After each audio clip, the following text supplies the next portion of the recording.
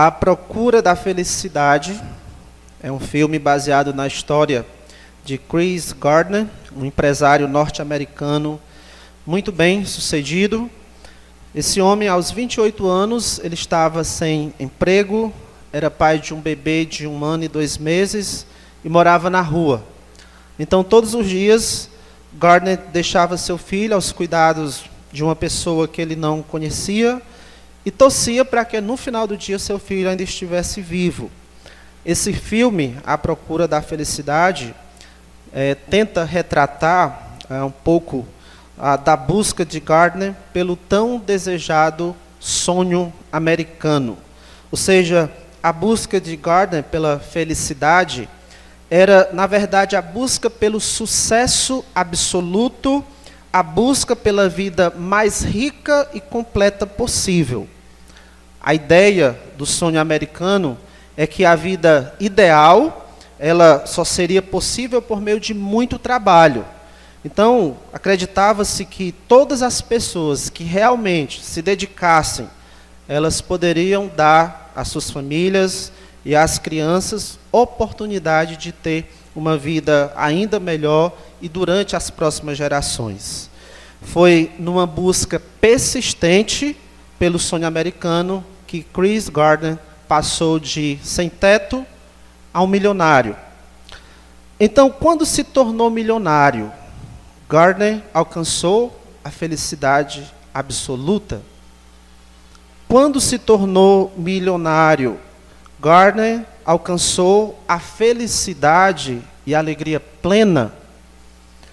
Alguns, eu sei que pensam que sim, porque nós geralmente, quando pensamos em felicidade, pensamos em alguém com muito dinheiro. Geralmente, quando pensamos na nossa própria felicidade, pensamos talvez em momento que tenhamos muito dinheiro. Nós estamos acostumados a linkar dinheiro com felicidade como se fossem sinônimos. Quando pensamos em felicidade, pensamos em famosos, pensamos em alguém como Chris Gardner. Será mesmo, irmãos, que a fonte da alegria absoluta são rios de dinheiro e fama? Será mesmo que, se buscarmos a felicidade, buscando incansavelmente mais dinheiro, ou bens materiais, ou outras coisas que entendemos que isso nos traria felicidade, será que se buscarmos estas coisas incansavelmente, quando enfim as alcançarmos, teremos também alcançado a alegria plena? A felicidade plena está mesmo na quantidade das riquezas, de bens, de sucesso, ou de fama, ou de realizações que nós podemos ter? Será? Porque se pensarmos assim, concordaríamos com Jesus quando disse: felizes os pobres de espírito. Jesus linkou a felicidade com um certo tipo de pobreza. Talvez iríamos achar estranho o pensamento de Paulo de que o desejo de ficar rico, na verdade, pode trazer ruína, perdição, angústia. Com esses questionamentos, eu não estou fazendo críticas ao filme A Procura da Felicidade, não estou criticando os ideais do sonho americano, nem mesmo a Gardner. Não estou sugerindo que não estou sugerindo que você não seja persistente, que você não faça investimentos para aumentar seus bens, não é isso que eu estou sugerindo, pelo contrário. Paulo disse lá em 1 Tessalonicenses, capítulo 4, os versículos 11 e 12, na verdade ele ordenou a diligenciardes, a vocês serem diligentes por viver tranquilamente. Você ser diligente para ter uma vida decente, cuidar do que é vosso, cuidar dos seus próprios negócios, e ele diz, trabalhar com as próprias mãos, de modo que vos porteis com dignidade para com os de fora e de nada venhais a precisar. Sim, se esforcem, trabalhem, vistam, para que vocês tenham o que precisam e para que não precisem de nada. Mas não é quando chegamos a esse ponto de não precisarmos de nada que estaremos desfrutando da alegria plena. A causa da felicidade verdadeira absoluta e plena não são nossas riquezas. A felicidade verdadeira pode existir, tanto para o rico como para o pobre. Assim como também a infelicidade pode existir para uma pessoa rica e para uma pessoa pobre. Todos nós queremos, sim, e buscamos, sim, felicidade. E o que eu quero dizer para você hoje é onde você pode encontrar essa alegria plena, felicidade plena. O tema do nosso estudo hoje é alegria completa. Então, abra sua Bíblia aí em 1 João, capítulo 1. Primeira Epístola de João, capítulo 1, os versículos 1 a 4. Primeira Epístola de João, capítulo 1, os versículos 1 a 4.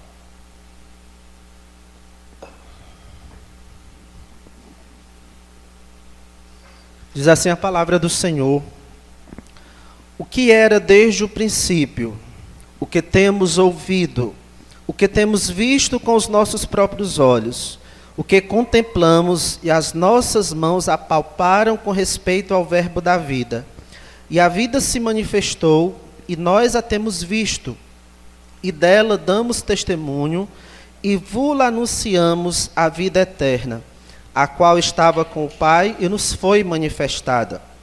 O que temos visto e ouvido, anunciamos também a vós outros, para que vós, igualmente, mantenhais comunhão conosco. Ora, a nossa comunhão é com o Pai e com o seu Filho Jesus Cristo. Estas coisas, pois, vos escrevemos para que a nossa alegria seja completa. Percebeu as palavras do versículo 4? Estas coisas, pois, vos escrevemos para que a nossa alegria seja completa. Deixe-me lhe dizer uma coisa. Uma das marcas do crente é que ele é uma pessoa feliz, uma pessoa muito feliz.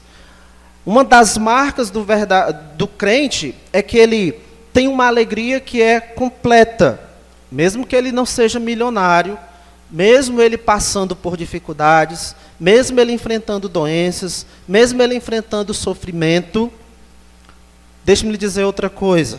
Somente o crente tem e desfruta de verdadeira felicidade. E quando eu me refiro aqui a crente, alguém que é discípulo de Jesus Cristo, um seguidor de Jesus Cristo, somente este tem e desfruta de verdadeira felicidade. Jesus Cristo, ele descreveu os seus discípulos várias vezes como bem-aventurados, bem-aventurados, bem-aventurados. Lembra Mateus 5? Ele trata dos súditos do seu reino, dos seus servos, como pessoas felizes. Jesus, na verdade, falou para os seus discípulos de uma alegria completa, de um gozo completo, uma felicidade plena. Então, está acessível para quem é discípulo de Jesus uma satisfação máxima, uma felicidade total, uma alegria que é completa. O povo de Jesus é um povo feliz e isso não tem nada a ver com os bens ou com outros sonhos que queiramos alcançar. Então, você faz parte desse povo de Jesus. Pode ser perguntado de outra maneira, você é feliz de verdade? Nos versículos aqui iniciais dessa epístola de João, nós já podemos começar a avaliar a veracidade da nossa fé. Lembra que um dos objetivos dessa carta é nos examinar, nos testar, para vermos se nós temos a fé verdadeira, para nos dar certeza de salvação, se temos essa salvação, ou para nos dar certeza de não salvação, se nós não temos essa salvação. Então, logo nesses primeiros versículos, já é possível a gente fazer essa avaliação, se temos a fé verdadeira, se temos a salvação, examinando na nossa vida essa questão de alegria. Você é uma pessoa feliz, alegre, de verdade? A verdadeira felicidade, irmãos, tem uma causa. Sabe qual é? E quando eu digo uma causa, não apenas uma em si, gostaria de destacar nesses 4 versículos duas causas da verdadeira felicidade, duas causas dessa alegria plena que somente os discípulos de Cristo têm. E aí você vai poder avaliar se você tem essa alegria completa, se você é mesmo um cristão. Versículo 4 diz: estas coisas, pois, vos escrevemos, para que a nossa alegria seja completa. E as coisas que ele escreveu antes não são estratégias de como você pode aumentar seus bens, não escreveu estratégia de como você pode se dar bem na vida, nada disso, passa longe disso, a quilômetros de distância dessa noção. Felicidade não tem a ver com essas coisas. Então, a primeira causa da alegria completa, ou dizendo assim, a alegria completa vem, primeiramente, da fé em Jesus Cristo. E talvez podia ser que para você isso já fosse uma informação óbvia que ia ser passada. A alegria completa vem da fé em Jesus. Estas coisas, pois, vos escrevemos para que a nossa alegria seja completa. Sobre o que João tinha escrito até esse momento. Se você é uma pessoa que quer ser feliz, que busca ser feliz, é o que você mais quer, e eu duvido que não seja isso que todos nós queiramos, ser feliz. Então, diante desse versículo, em que ele diz, estas coisas vos escrevemos para que a nossa alegria seja completa, é óbvio, temos que nos perguntar, o que foi que ele escreveu? Primeiramente, João falou do testemunho dele como apóstolo de Jesus Cristo. Ele se refere aí nos versículos 1 a 3, ele se refere a Jesus como o verbo da vida, versículo 1. Ele fala de Jesus como a vida, no versículo 2. E fala de Jesus como Filho de Deus, no versículo 3. João, ele tinha escrito esses versículos iniciais, primeiramente apresentando um conjunto de verdades sobre Jesus, isto é, doutrina acerca de Jesus. E com isso a gente pode dizer que a alegria completa vem das verdades que cremos sobre Jesus. Se você fechar os seus ouvidos agora, não é esse tipo de felicidade que eu quero, não era isso que eu estava pensando, você vai perder a chance de fato caminhar na direção da verdadeira felicidade. A verdadeira alegria vem das verdades que cremos sobre Jesus. A fonte da alegria verdadeira, plena, são as verdades bíblicas sobre Jesus. Então, em nossa busca pela felicidade, nós precisamos parar para aprender algumas verdades sobre Cristo. Assim como Maria, a irmã de Marta, que ela ficava quieta aos pés de Jesus, a ouvir os seus ensinamentos, nós temos que nos aquietar diante da Bíblia e parar para ouvir o que a Bíblia nos ensina sobre Jesus. E aqui João, ele nos apresenta verdades, algumas verdades indispensáveis sobre Jesus. Versículo 1, ele diz, o que era desde o princípio, o que temos ouvido, o que temos visto com os nossos próprios olhos, o que contemplamos e as nossas mãos apalparam com respeito ao verbo da vida. O que nós precisamos acreditar sobre Jesus? Os elementos doutrinários aqui que João aponta, já era confrontando os falsos ensinos dos falsos mestres que tinham se levantado no meio da igreja, os falsos mestres que estavam negando a humanidade de Jesus, estavam deturpando a compreensão sobre a divindade de Jesus. Então, João, ele, ao confrontar essas falsas doutrinas, ele apresenta verdades indispensáveis que nós precisamos crer sobre Jesus. O que é que você precisa crer sobre Jesus? Primeiro, creia que Jesus é Deus. Eu creio que Jesus é Deus. E o que é que isso significa? Não é só dizer, eu creio que Jesus é Deus, mas no que é que de fato você está crendo quando diz que Jesus é Deus? No versículo 1 ele começa dizendo, o que era desde o princípio. São palavras para defender que Jesus é eterno, que o verbo da vida é eterno. E João ele repete isso no final do versículo 2, ao dizer a vida eterna, expressão que ele fala se referindo a Jesus, a vida eterna, a qual estava com o Pai e nos foi manifestada. João defende que o Salvador, Jesus Cristo, ele já existia antes de tudo, antes do princípio, antes da criação desse mundo material ao nosso redor. Jesus ele não passou a existir a partir da sua manifestação humana, o Cristo, ele não passou a existir a partir da sua manifestação humana, ele já existia antes do princípio, antes de tudo.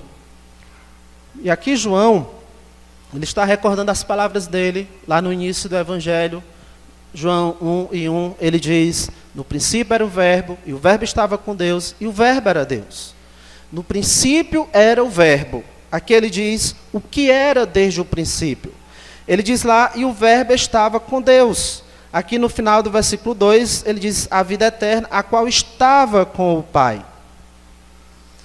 Na nossa doutrina sobre Cristo, nós precisamos acreditar que Jesus é eterno. Isso significa que ele sempre existiu. Jesus sempre existiu.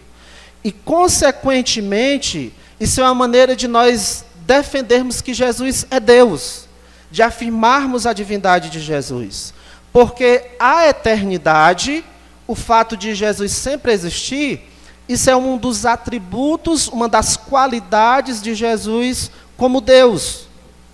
Ou seja, a eternidade é uma das evidências de que Jesus é Deus. O fato de que ele não teve um começo e nunca terá um fim, isso é uma das evidências de que Jesus é Deus.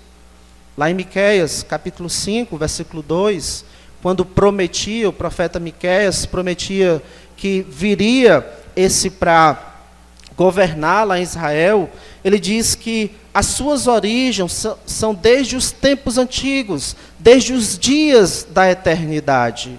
E quando ele diz as suas origens, é para, na verdade, enfatizar que ele não teve de fato um começo, é eterno, sempre existiu.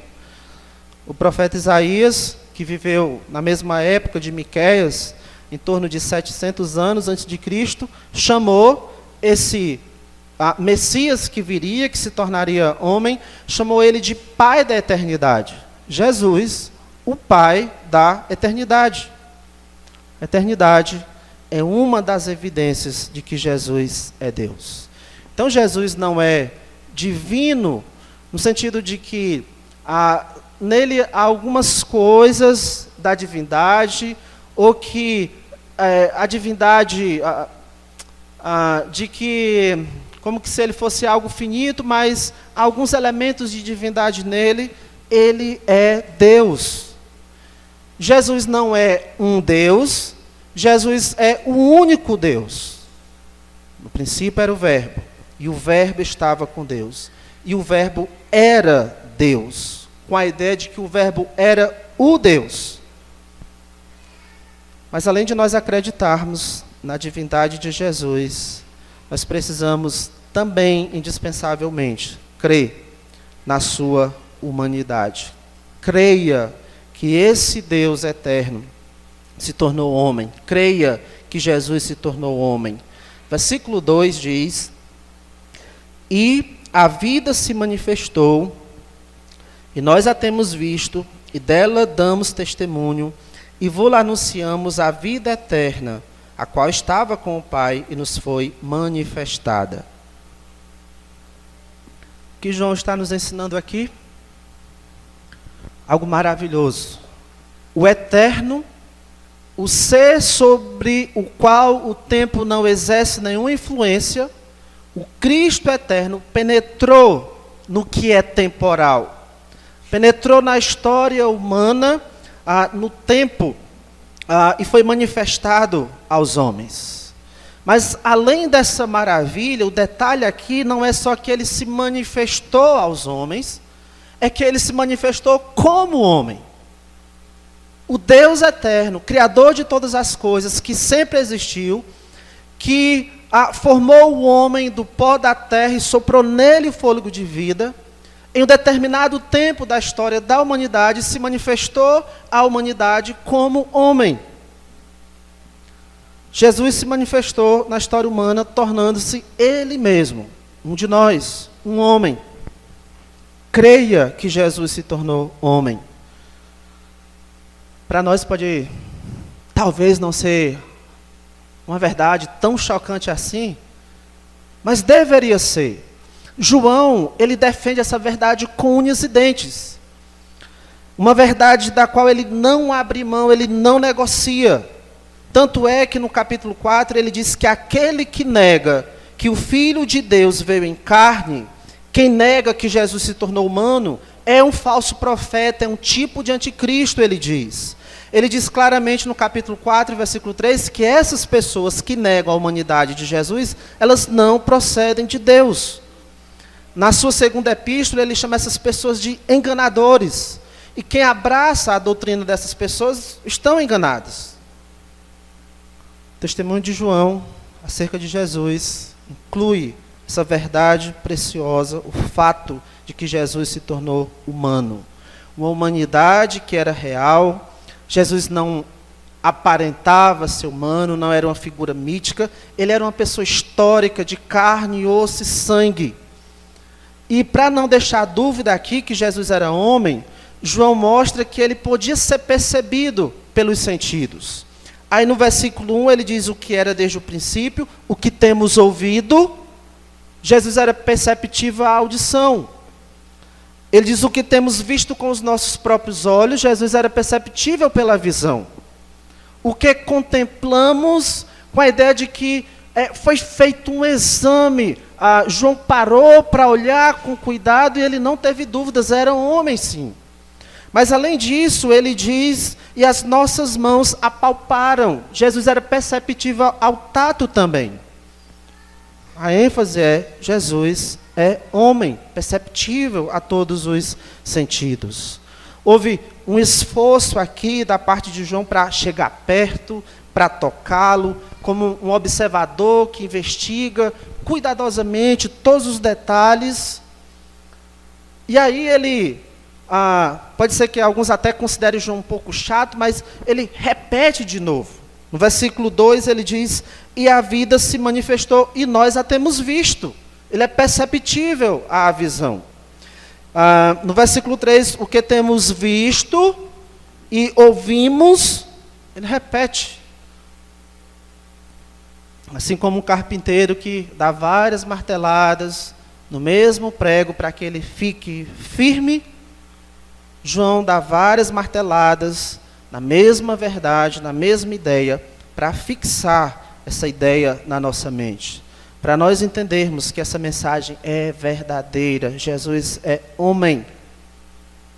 Pessoal, acerca de Jesus Cristo, indispensavelmente, precisamos acreditar que Ele é Deus e que Ele é homem. E saber o que isso significa.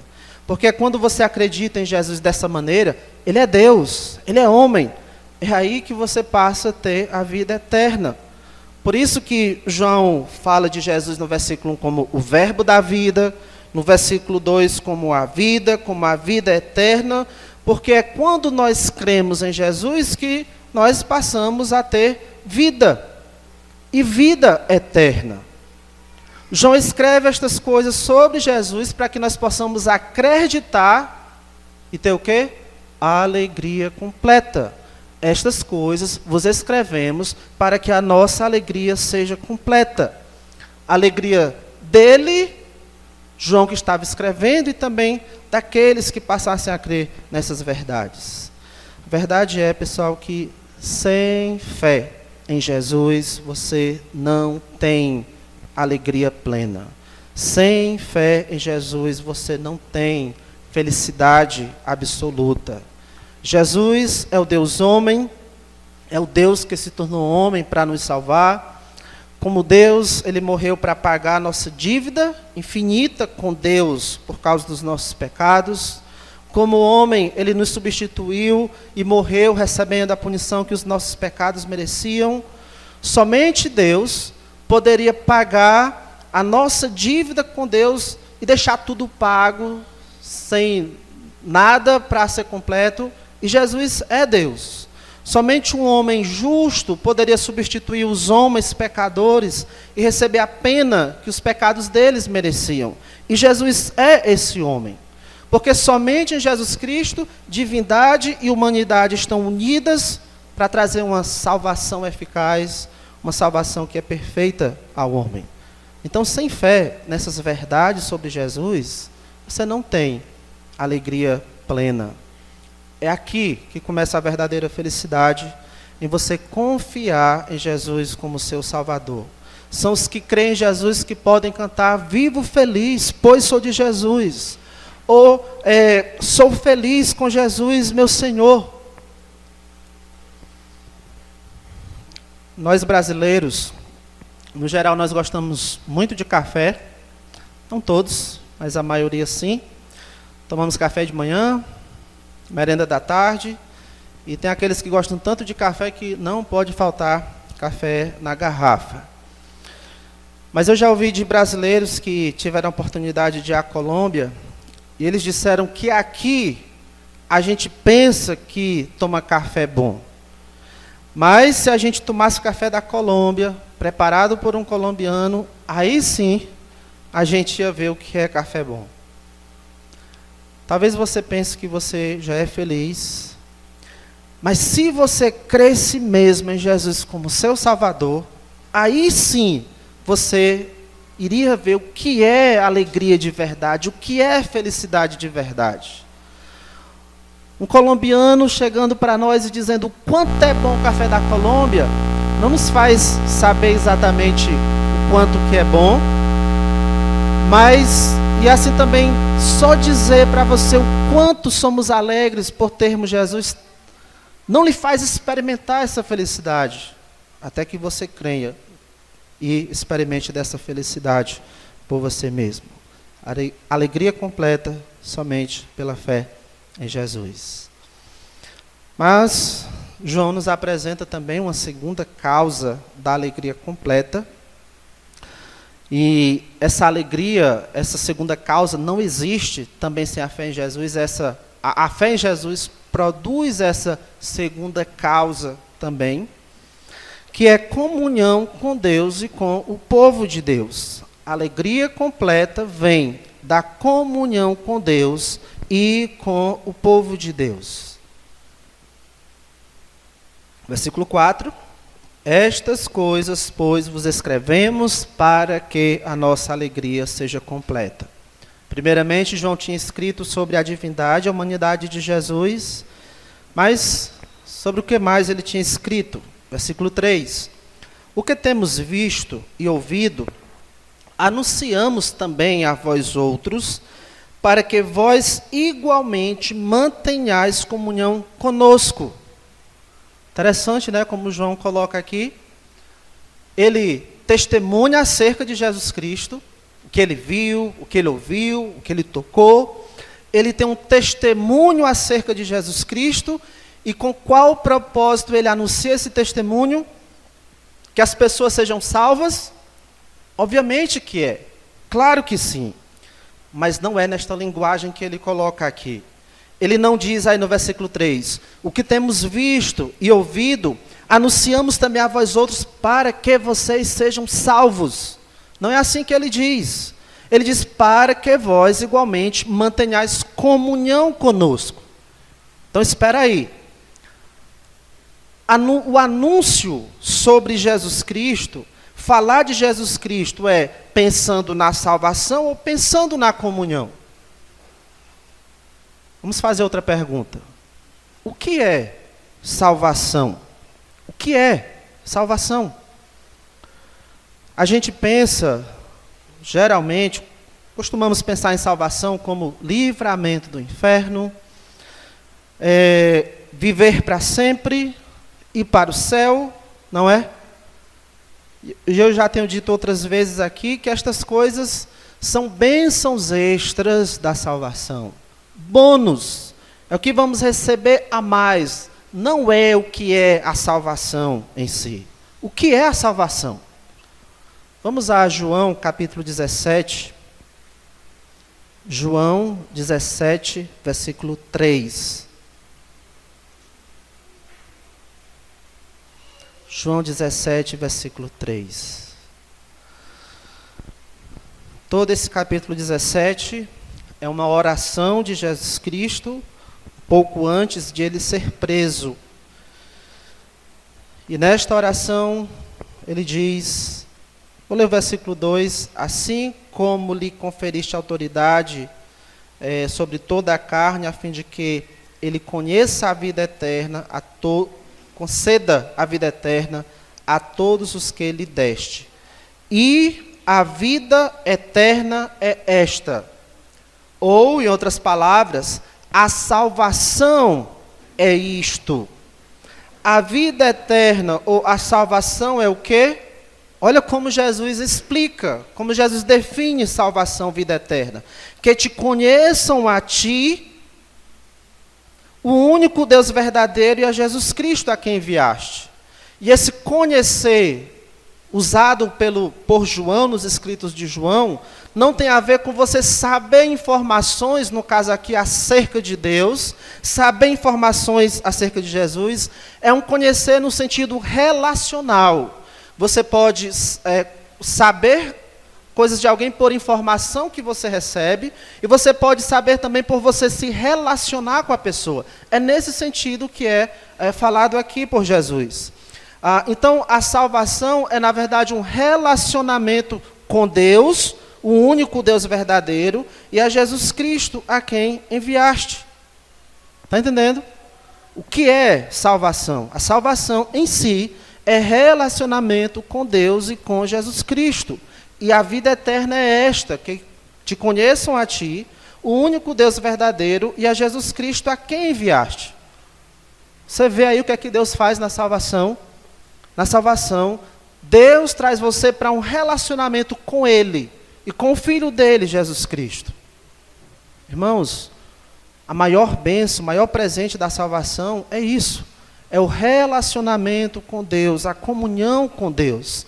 Você está envolvido com Deus, você está conhecendo a Deus. Você fazer parte da vida de Deus e Deus fazer parte da sua vida. O maior presente da salvação não é estar no céu. Não é passear pelas ruas de ouros da cidade eterna. É estar com o Senhor. Isso sim é incomparavelmente melhor. Observamos em Paulo, a expectativa não era ir para o céu, a expectativa era ir para junto do Senhor, para estar em comunhão com o Senhor. Foi isso que foi perdido lá no Jardim do Éden. Adão pecou, e por causa disso ele começou a fugir do relacionamento com Deus. Fugia da comunhão com Deus. Quando Deus veio, ele procurou se esconder por entre as árvores lá do jardim. Pois bem, a salvação é a restauração desse relacionamento. A salvação é reconciliação com Deus, fazer as pazes com Deus, um retorno a um relacionamento, a comunhão com Deus. Por isso que é dito aqui, lá em 1 João, versículo 3, parte final do versículo. Ora, a nossa comunhão é com o Pai e com o seu Filho, Jesus Cristo. O que temos visto e ouvido, anunciamos também a vós outros, para que vós igualmente mantenhais comunhão conosco. Ora, a nossa comunhão é com o Pai e com o seu Filho, Jesus Cristo. Você já parou para pensar nisso? Nossa comunhão é com o Pai e com o seu Filho, Jesus Cristo. Parou para pensar nisso? Tente perceber, irmãos, a beleza disso. Quando você crê em Jesus como seu Salvador, você é trazido para participar da comunhão, do relacionamento já existente entre Deus Pai e Deus Filho. Existe uma comunhão eterna, perfeita, entre Deus Pai e Jesus Cristo. Antes da criação do mundo, o Verbo já estava com Deus. Aqui no versículo 2 diz que a vida eterna, Jesus estava com o Pai.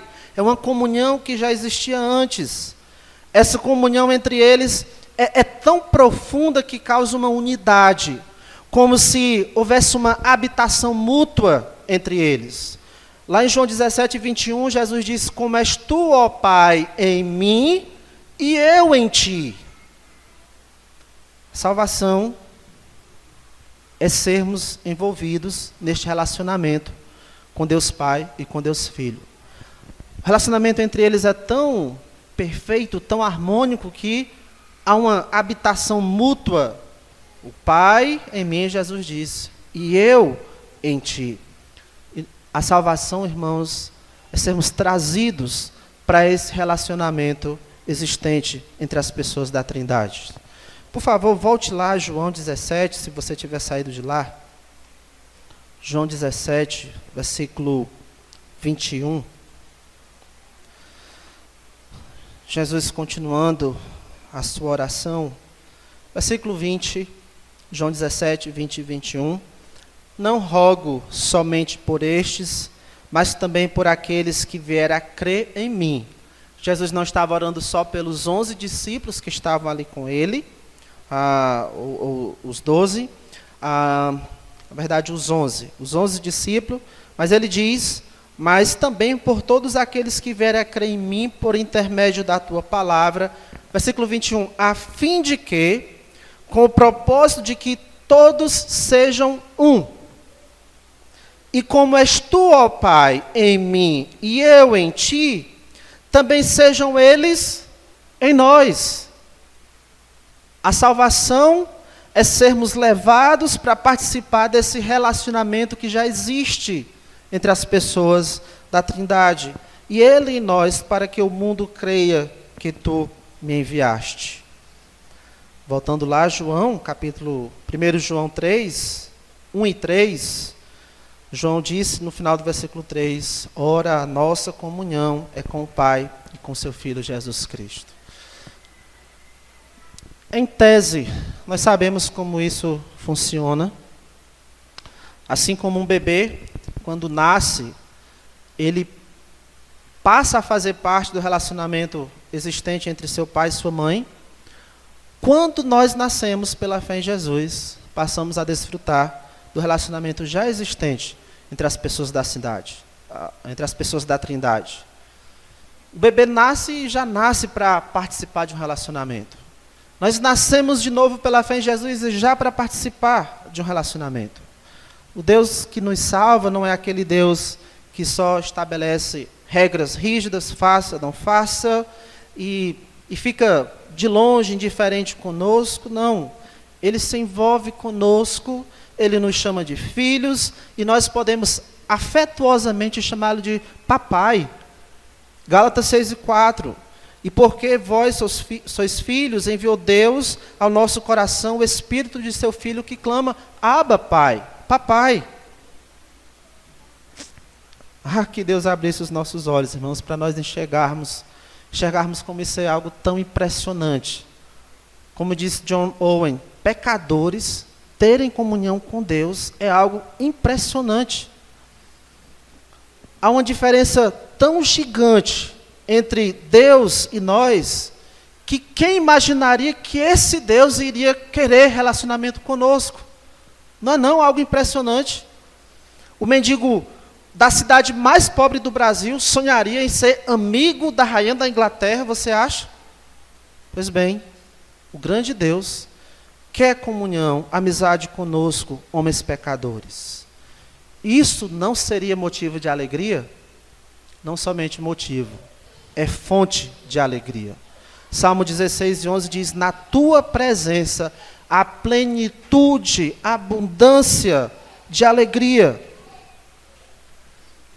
Por isso que nós podemos afirmar que o verdadeiro crente é alegre. Ele é alegre por estar em comunhão com Deus. Não somente com Deus, mas também em comunhão com o povo de Deus. Você ouviu isso? O verdadeiro crente é alegre por estar em comunhão com Deus, mas não somente com Deus, também com o povo de Deus. No versículo 3 diz: o que temos visto e ouvido, anunciamos também a vós outros, para que vós igualmente mantenhais comunhão conosco.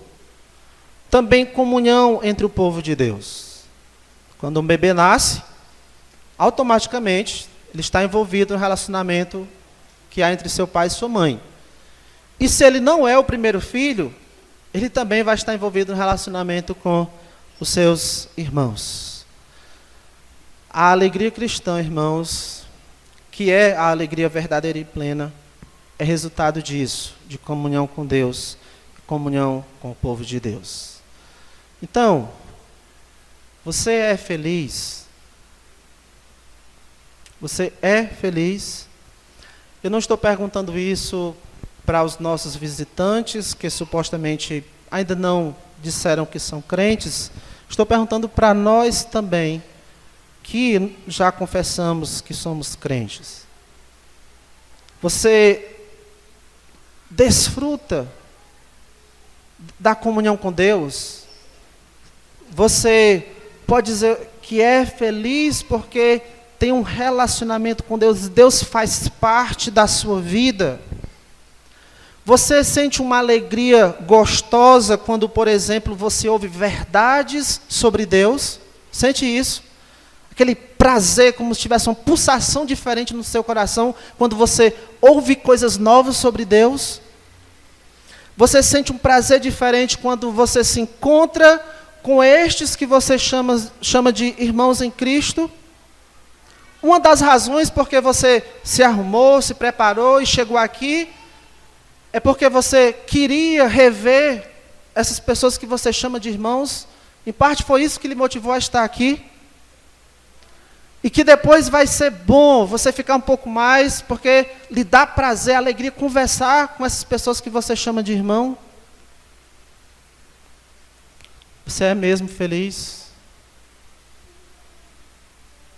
Essas perguntas são para nós podermos avaliar se realmente temos a fé que dizemos ter. Muito bem. Se você está à procura da verdadeira felicidade, tudo bem. Se você se tornar tão rico quanto Chris Gardner, mas a alegria plena você só vai desfrutar quando você fizer o melhor negócio da sua vida. Crer em Jesus como seu Salvador. E quando isso acontecer, você vai estar envolvido num relacionamento com Deus e com todos os filhos de Deus. Nesse relacionamento, por enquanto, ainda há dificuldades, mas uma das marcas dessa grande família, Deus e povo de Deus, é uma grande alegria que não sabemos explicar. E as pessoas que participam disso, que vivenciam isso, sabem do que eu estou falando.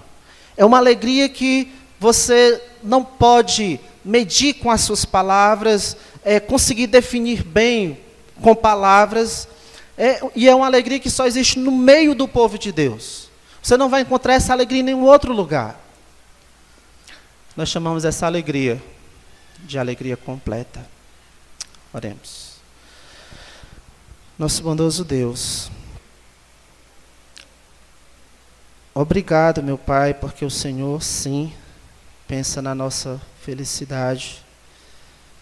Desde o início, o Senhor tem agido para a Tua glória e para que nós sejamos felizes no sentido mais profundo da palavra, desfrutemos da alegria plena. Nosso coração tem se desviado, ó Deus, para tantas outras coisas. Desde que a serpente enganou Eva, nosso coração imagina que é possível ser feliz, é possível encontrar realização em outras fontes. Tantas coisas que deveriam ser apenas meios de nós te glorificarmos, tem se tornado, ó Deus, nossos deuses, onde nós achamos que poderemos ser felizes.